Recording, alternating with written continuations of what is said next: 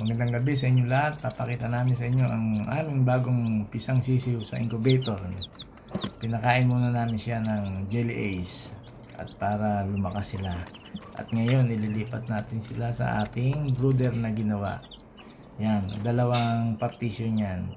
Isa may screen, andyan ang pakain at tubig para hindi maiipon ng mga ipot nila. At sa kabila naman, dyan sila matutulog, may ilaw, may ipa para yung dumi nila ay ma-absorb na ipa. At yan, makabukas lang siya para kung magugutom sila, pupunta sila sa kabila para kumain.